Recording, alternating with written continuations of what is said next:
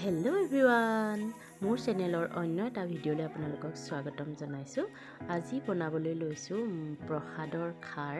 তাকে আপোনালোকে ভিডিঅ'টো স্কিপ নকৰাকৈ চাই থাকিবচোন।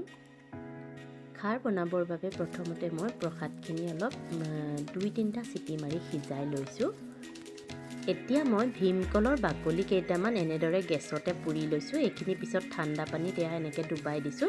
এইখিনি পিছত অলপ মই চাকনি এখনেৰে চাকি ল'ম। চাকি চব খাৰখিনি মই বনাই লৈছোঁ আৰু লগতে অলপ আদা নহৰু লৈছোঁ।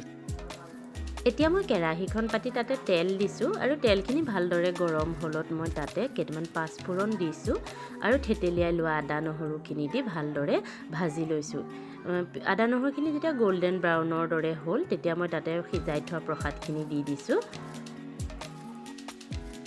প্ৰসাদৰ দাইলখিনি ভালদৰে উতলি অহাত মই তাতে খাৰখিনি ঢালি দিছোঁ আৰু 2টা কেঁচা জলকীয়াও ফালি দিছোঁ আৰু অকণমান ওপৰৰ পৰা কেঁচা মিঠাতেল দিছোঁ আৰু এনেদৰে সকলোখিনি বস্তু দিয়াৰ পাছত মই ভালদৰে উতলিবলৈ দিছোঁ।